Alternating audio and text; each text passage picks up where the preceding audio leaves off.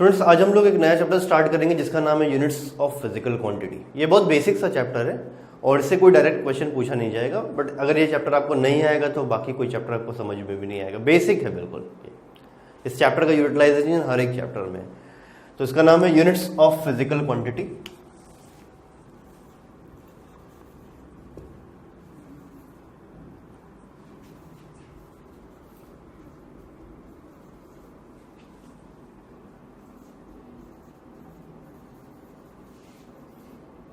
ठीक है, तो सबसे पहले यूनिट समझने से पहले फिजिकल क्वांटिटी जानेंगे क्या होता है, और फिजिकल क्वांटिटी जानने से पहले हम पहले समझेंगे क्वांटिटी क्या होती है। क्वांटिटी का लिटरल मतलब होता है अमाउंट। ठीक है, कोई चीज कितनी है,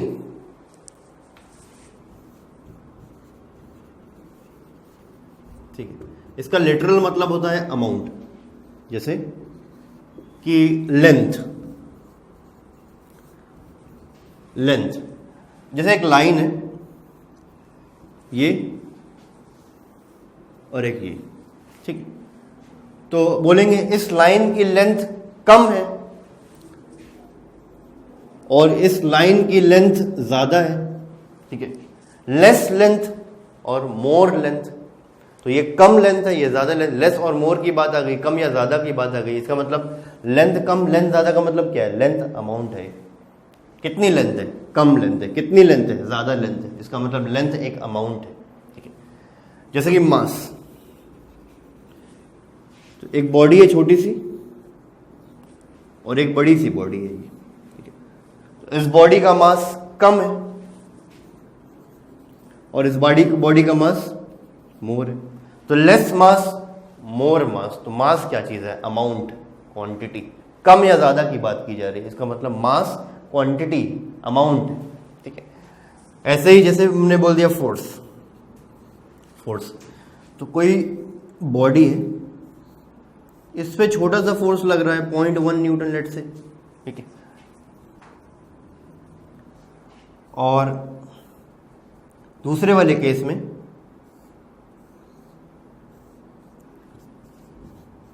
बड़ा फोर्स लग रहा है, तो हम बोलेंगे यहां पर फोर्स लेस है और यहां पर फोर्स मोर है। तो लेस फोर्स मोर फोर्स, इसका मतलब फोर्स एक अमाउंट है, इसका मतलब फोर्स एक क्वांटिटी है। तो यहां पर क्वांटिटी का मतलब होता है अमाउंट। तो ये सब अमाउंट है, लेंथ, मास, टाइम, फोर्स, ये सब क्वांटिटी। ठीक है, अब देखिए क्वांटिटी दो तरह की होती है।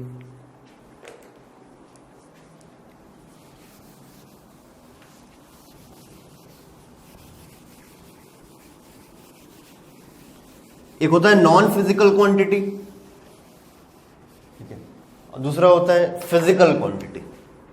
ठीक है, non physical quantity. Non physical quantity क्या होती है, ऐसी क्वांटिटी जिसको आप मेजर ही नहीं कर सकते।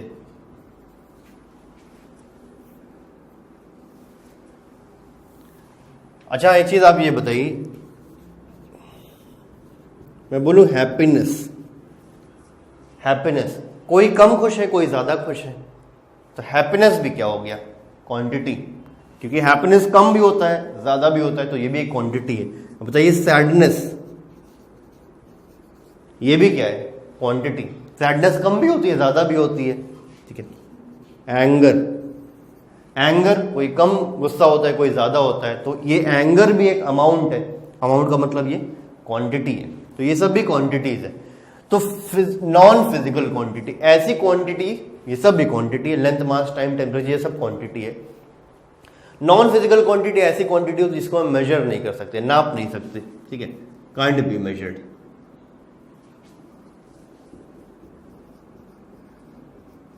ठीक है, कांट बी मेजर्ड।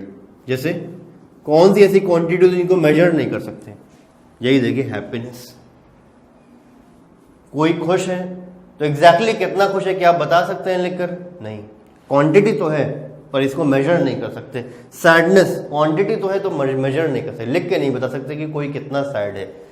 एंगर, कोई कितना गुस्सा है एग्जैक्टली लिख कर नहीं बता सकते, बोल ही नहीं सकते। कुछ कम या ज्यादा बोल सकते हैं, अमाउंट है, क्वांटिटी है, बट एग्जैक्टली कितना वो नहीं बता सकते। तो कोई इंस्ट्रूमेंट भी नहीं है हमारे पास, तो कांट बी मेजर्ड। तो जैसे हैप्पीनेस,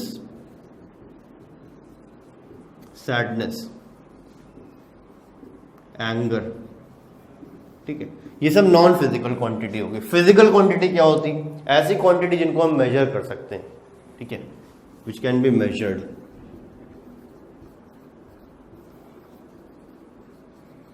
ऐसी क्वांटिटी जिनको हम नाप सकते हैं, इंस्ट्रूमेंट से नाप सकते हैं, जैसे कि लेंथ, मास, टाइम, फोर्स, ठीक है, एटसेट्रा। ये सब क्वांटिटीज फिजिकल क्वांटिटीज है। क्लियर है? अब फिजिकल क्वांटिटीज भी क्लासिफाई की जाती है अलग अलग तरह से, ठीक है। उनको हम कैसे क्लासिफाई करते हैं?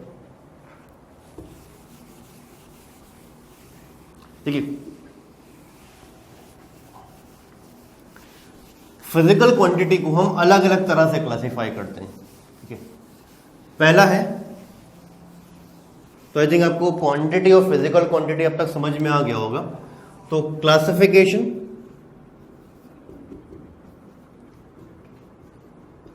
Of physical quantity,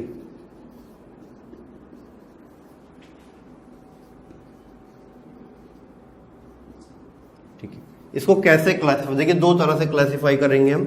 first on the basis of directional property, ठीक है, बेस्ड ऑन डायरेक्शनल प्रॉपर्टी।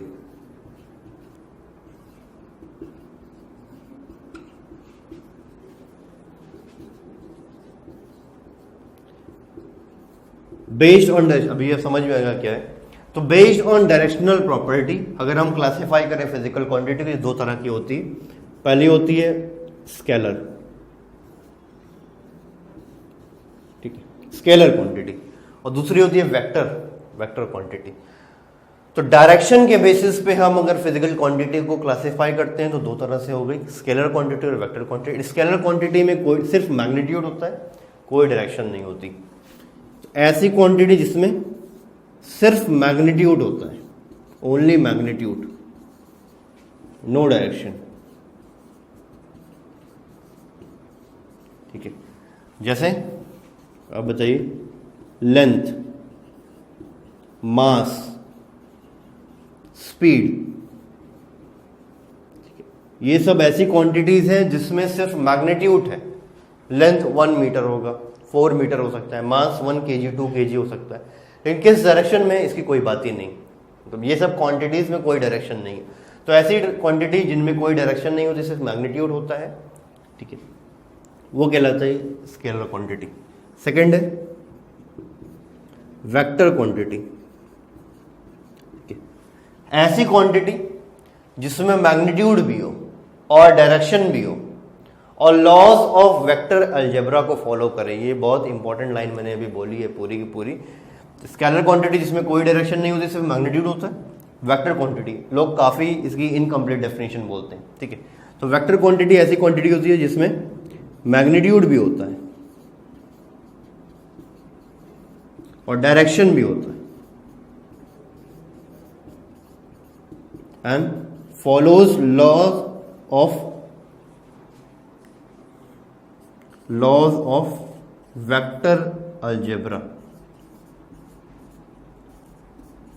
ठीक है। तो ये हम पढ़ेंगे पूरा, लॉज ऑफ वेक्टर अलजेब्रा पढ़ेंगे आने वाले चैप्टर्स में, ठीक है। तो ऐसी क्वांटिटी जिसमें मैग्नीट्यूड हो, डायरेक्शन हो और जो लॉज ऑफ वेक्टर अलजेब्रा को फॉलो करे, ठीक है। जैसे कि फॉर एग्जांपल बताइए कोई ऐसी वेक्टर क्वांटिटी जैसे कि फोर्स में मैग्नीट्यूड भी होता है, डायरेक्शन भी होता है, और force laws of vector algebra को फॉलो करता है, ठीक है। वेक्टर अलजेब्रा कुछ होता है, वो बताया जाएगा आपको आगे, ठीक है। वेलोसिटी, ठीक है, एक्सेलरेशन, ठीक है, ये सब चीजें क्या है, वेक्टर क्वांटिटी। इसमें मैग्नीट्यूड भी है, डायरेक्शन भी है, वो लॉ भी फॉलो होता है, ये सब, ठीक है। जैसे मैंने बोला करंट, अच्छा अगर इलेक्ट्रिक करंट आई, अब बताइए जैसे अगर किसी वायर में करंट फ्लो कर रही है, तो ये जो करंट है,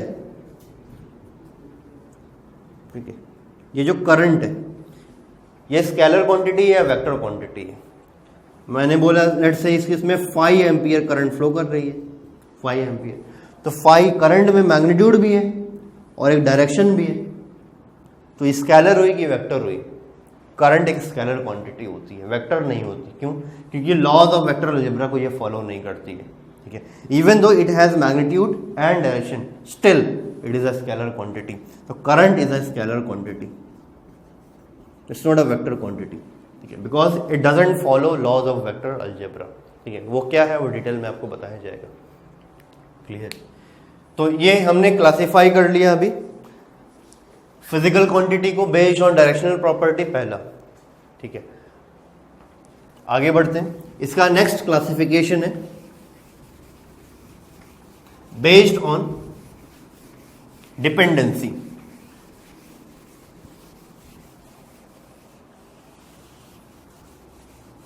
ठीक है। फिजिकल क्वांटिटी को हम एक तरह से और क्लासिफाई करते हैं बेस्ड ऑन डिपेंडेंसी,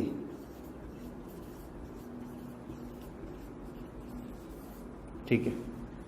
तो इस बेसिस पे पहला कैटेगरी हो जाएगी यहां पर बेस या फिर फंडामेंटल क्वांटिटी, ठीक है।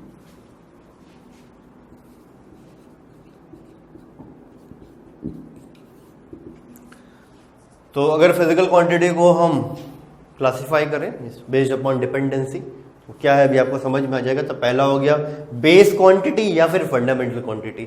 तो ऐसी क्वांटिटी जिनको कंप्लीटली डिफाइन करने के लिए किसी और फिजिकल क्वांटिटी की रिक्वायरमेंट नहीं होती, ऐसी क्वांटिटी जो अपने आप में सफिशिएंट है डिफाइन करने के लिए।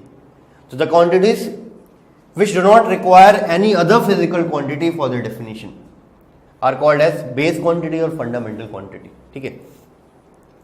So these quantities are independent of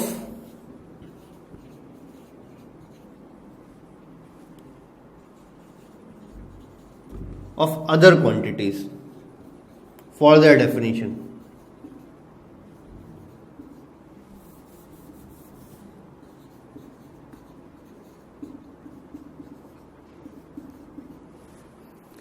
For their definition.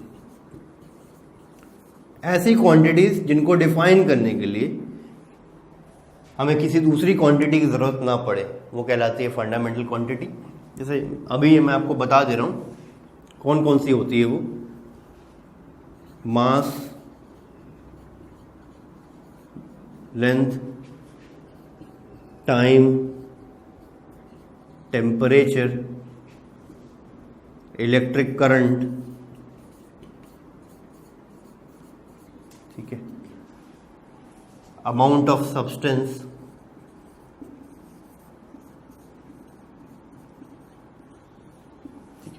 और luminous intensity.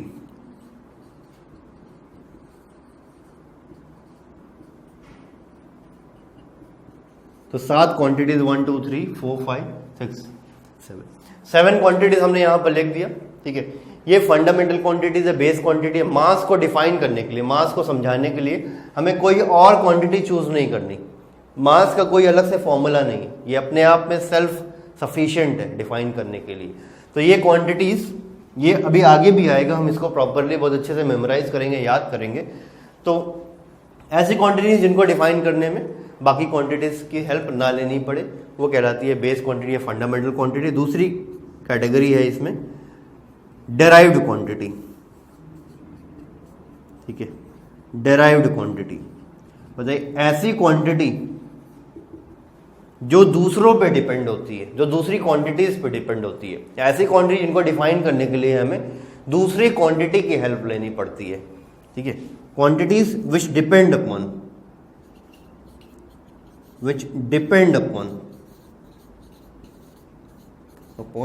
other quantities for their definition, ठीक है, for their definition।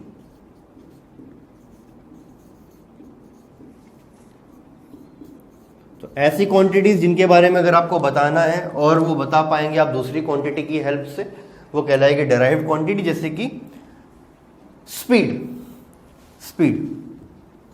स्पीड आप बताइए, स्पीड को कैसे आप डिफाइन करते हैं? डिस्टेंस अपॉन टाइम, या फिर इसको मैं लिख सकता हूं लेंथ अपॉन टाइम।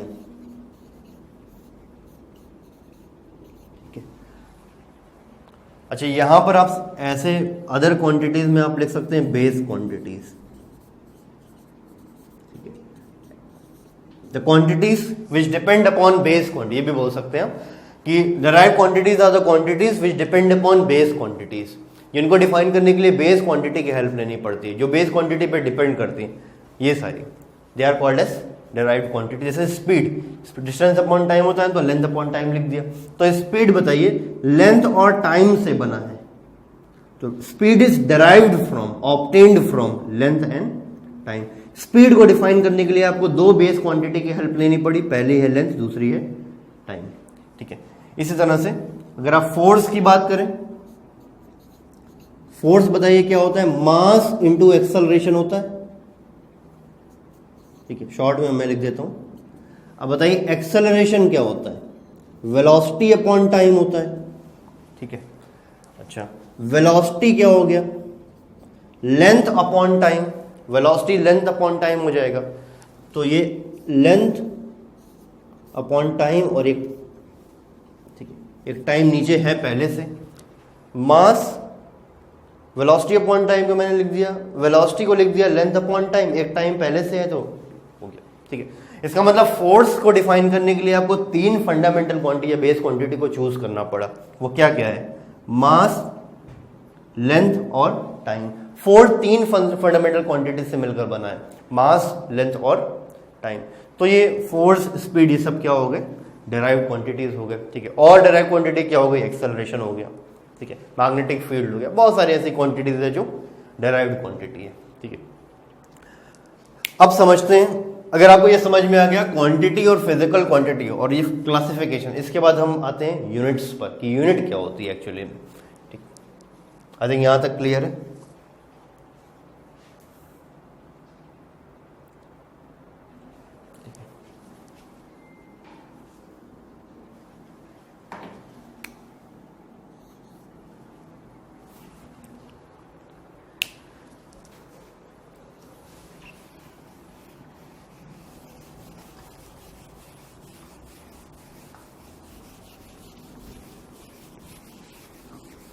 तो यूनिट्स का मतलब समझने के लिए एक एग्जाम्पल लेते हैं।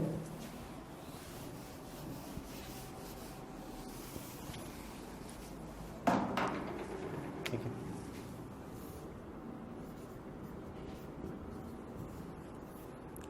अच्छा मान लेते हैं कि एक ये बॉडी ए है, ठीक है, और ये दूसरी बॉडी है बी। बॉडी ए और बॉडी बी तो ऑब्वियसली देखने में लग रहा है सेम मटेरियल की है, तो ये बॉडी हैवियर है, ये बॉडी लाइटर है। ठीक है, ये हैवी है, ये लाइट है, इसका मास ज्यादा है, इसका मास कम है। तो अब मैं पूछूं इसका मास इससे कितना ज्यादा है, वो कैसे बता पाएंगे? कैसे कंपेयर करेंगे? क्या तरीका है आपके पास कंपेयर करने का? ठीक है, तो देखने में लग रहा है इसका मास ज्यादा, इसका मास कम, तो इसका मास इससे कितना ज्यादा है, कैसे कंपेयर करें? उसके लिए हमें एक स्टैंडर्ड बॉडी चाहिए। ठीक है, एक स्टैंडर्ड बॉडी हमें चाहिए, स्टैंडर्ड बॉडी। ठीक है, जिसको हम बोलेंगे standard mass.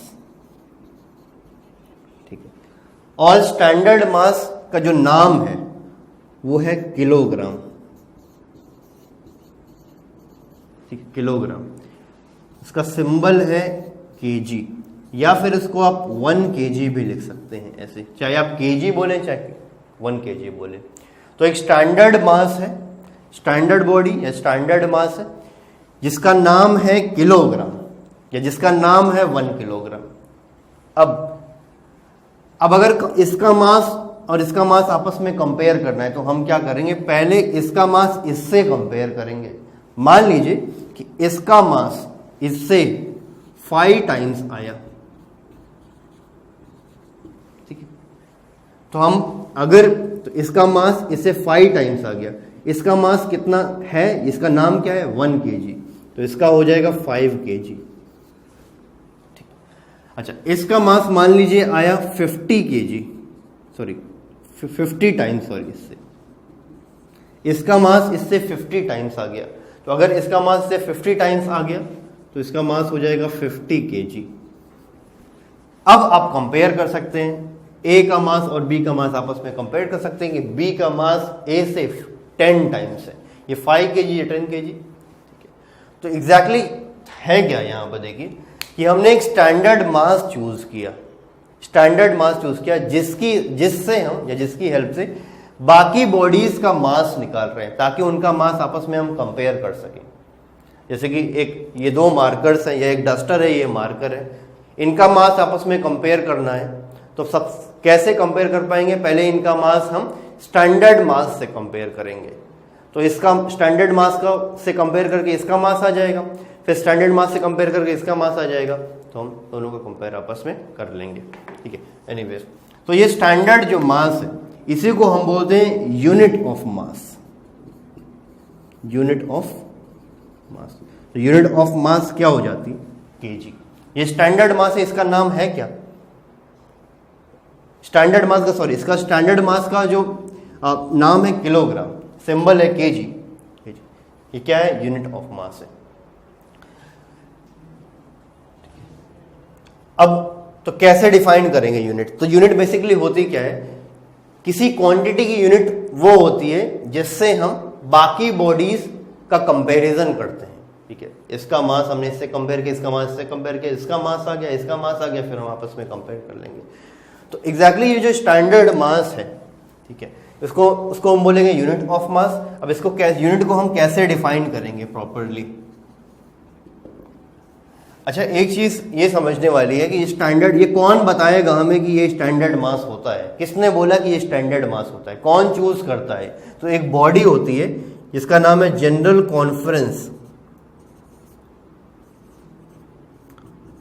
On weights and measures, ठीक है, general conference on weights and measures. ये एक बॉडी होती है जो ये डिसाइड करती है कि स्टैंडर्ड मास या स्टैंडर्ड क्वांटिटी कितनी होनी है। तो ये बॉडी डिसाइड करती है। तो यूनिट को हम कैसे डिफाइन करेंगे, इट इज चोजन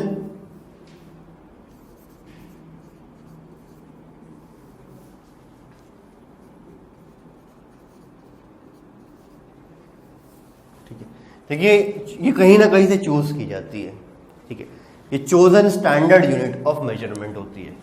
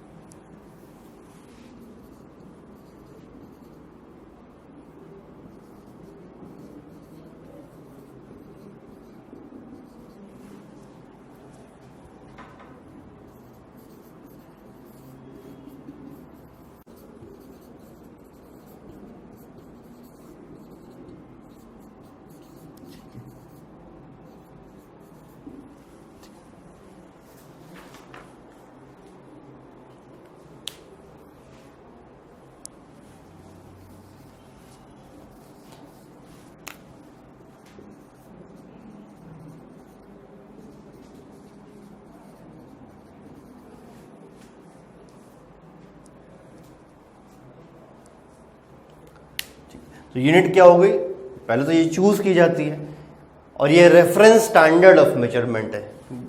ये रेफरेंस है, मतलब हम रेफर करते हैं इसको। जैसे इसका मास निकालना था तो इसका मास निकालने के लिए हमने इसको रेफर किया।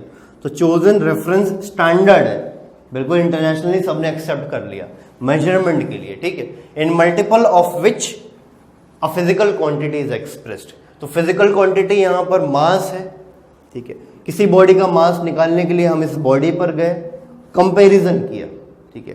तो किसी भी बॉडी का मास हम इसी स्टैंडर्ड मास के मल्टीपल में लिखते हैं। ये इसका मास इससे 5 kg, इसका मास इससे 10 kg है। इसी तरह से जो लेंथ होती है, लेंथ, तो लेंथ की जो यूनिट होती है वो होती है मीटर।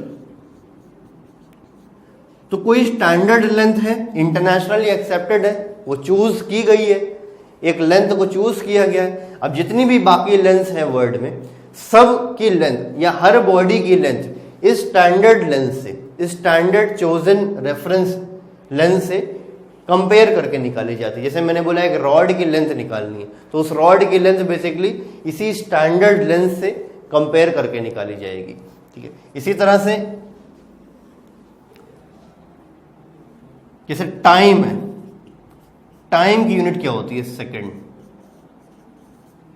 ठीक है, तो ये बिल्कुल यूनिट्स का बेसिक है, हर एक क्वांटिटी की अपनी यूनिट होती है। अच्छा, अगर मैंने लिख दिया mass, mass is equal to 5 kg, ऐसे लिख दिया, तो इसका मतलब क्या है कि जो kg है दैट इज यूनिट ऑफ मास। ठीक है, kg is the unit of मास। जिस बॉडी का मास हमने लिखा 5 kg, वो एक्चुअली में उस बॉडी का मास है कितना? जो यूनिट मास है, ठीक है, यूनिट ऑफ मास जो है उसका 5 टाइम्स है। ठीक है, तो kg is the unit of mass and 5 is number of times. Clear? यहां पर बिल्कुल बात है कि मास जिस बॉडी का 5 kg हमने लिखा, उस बॉडी का मास यूनिट ऑफ मास से 5 टाइम्स है, और यूनिट ऑफ मास है क्या? kg। ठीक है, ये क्लियर है।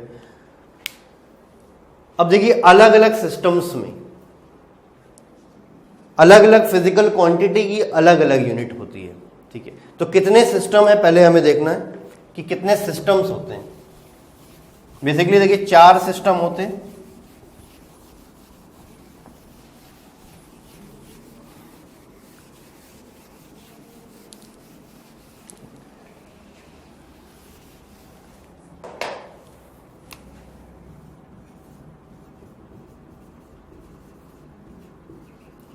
System of unit. ठीक है, तो 4 सिस्टम होते हैं। सबसे पहला है FPS। अलग अलग सिस्टम है यूनिट के, और अलग अलग सिस्टम में अलग अलग फंडामेंटल क्वांटिटीज है और उनकी अलग अलग यूनिट होती है। तो पहला सिस्टम है FPS। F का मतलब होता है यहां पर फुट, P का मतलब होता है पाउंड, S का मतलब होता है सेकंड। इस सिस्टम में लेंथ, मास और टाइम ये फंडामेंटल क्वांटिटीज है।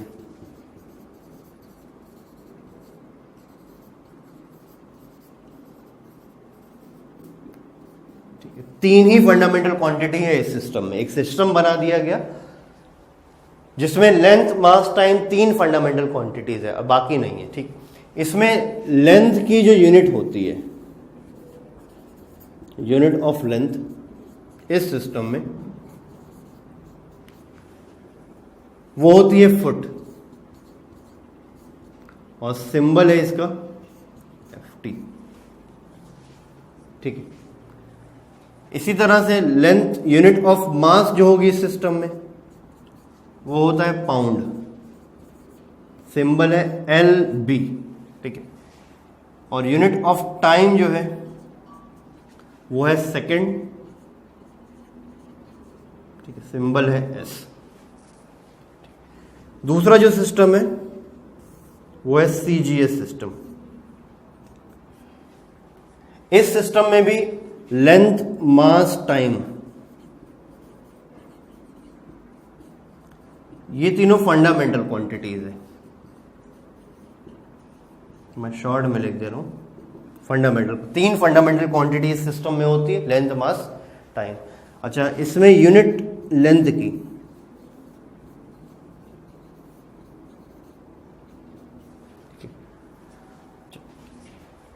C का मतलब होता है सेंटीमीटर, G का मतलब होता है ग्राम, S का मतलब होता है सेकंड। तो यूनिट ऑफ लेंथ क्या हो जाएगा यहां पर? सेंटीमीटर। सिंबल है CM। ठीक है, सिमिलरली यूनिट ऑफ मास क्या हो जाता है इसमें? G का मतलब है यहां पर ग्राम। ठीक है, सिंबल है GM। जी सिर्फ। अच्छा, यूनिट ऑफ टाइम इसमें क्या हो जाएगा? सेकंड, और सिंबल है S। ठीक, नेक्स्ट जो सिस्टम है, ये 2 सिस्टम हो गए, system of unit FPS and CGS। अगला जो सिस्टम है वो है MKS।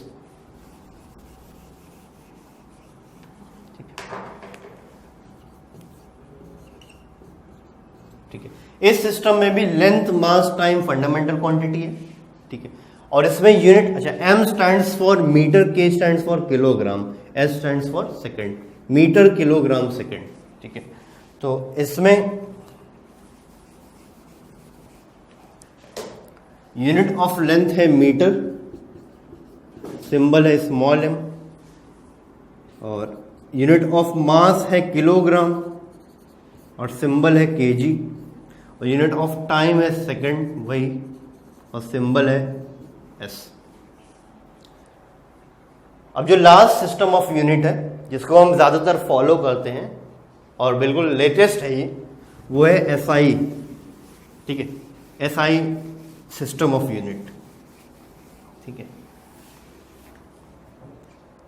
आई थिंक यहां तक क्लियर है, तो मैं इसको रब कर दूं।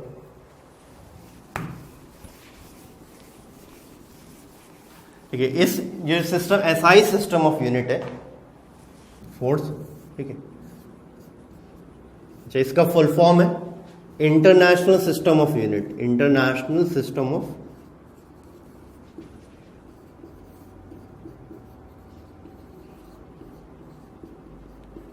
International system of unit. इसमें 7 फंडामेंटल क्वांटिटी होती है और 2 सप्लीमेंट्री क्वांटिटी होती है। 7 फंडामेंटल क्वांटिटी और 2 सप्लीमेंट्री क्वांटिटी होती है। अभी बाकी तीनों सिस्टम में 3-3 फंडामेंटल क्वांटिटी सिर्फ, अब इसमें 7 होती है। वो 7 क्या है और सबकी क्या यूनिट होती है वो हमें याद करना है, मेमोराइज कर लेना है। तो वही है, देखिए, पहला है लेंथ, दूसरा है mass, time, temperature, electric current,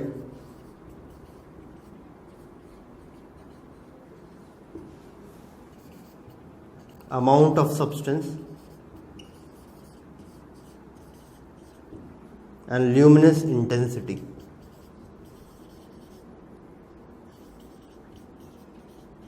ठीक है, ये 7 फंडामेंटल क्वांटिटीज हैं इस सिस्टम में। Length, mass, time, temperature, electric current, amount of substance, luminous intensity. Length, mass, time, temperature, electric current, amount of substance, luminous intensity, ये finger tip पे आपको होना चाहिए बिल्कुल भी। तो इस SI सिस्टम में, इंटरनेशनल सिस्टम ऑफ यूनिट में 7 फंडामेंटल क्वांटिटी होती है, length, mass, time, temperature, electric current, amount of substance and luminous intensity, ठीक है। अच्छा, इसमें जो लेंथ की फंडामेंटल क्वांटिटीज है, इसमें लेंथ की जो यूनिट है वो क्या है, किलोग्राम, ठीक है, और इसका सिंबल है kg, ठीक। मास, मास की यूनिट है, सॉरी, लेंथ की यूनिट है वो है मीटर और सिंबल है स्मॉल है, ठीक है।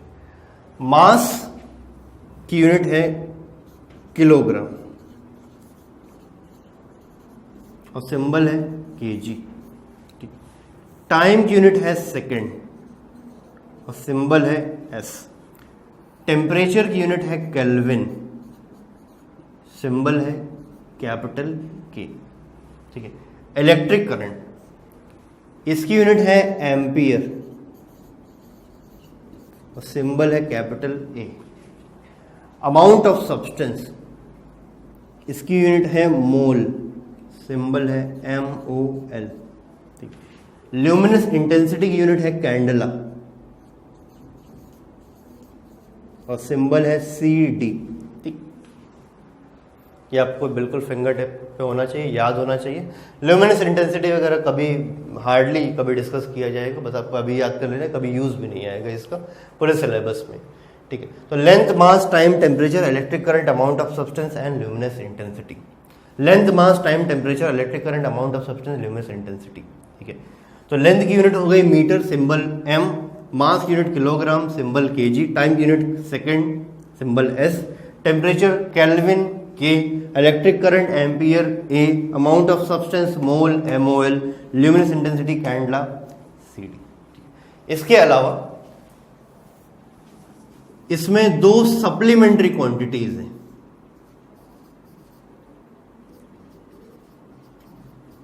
दो सप्लीमेंट्री क्वांटिटीज हैं।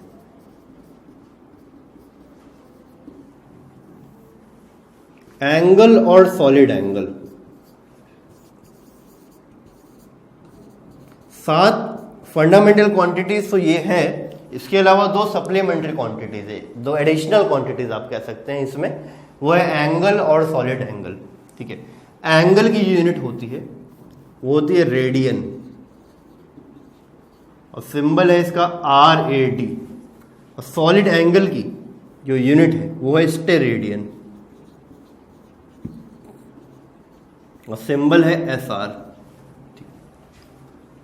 ये बिल्कुल याद होना चाहिए आपको।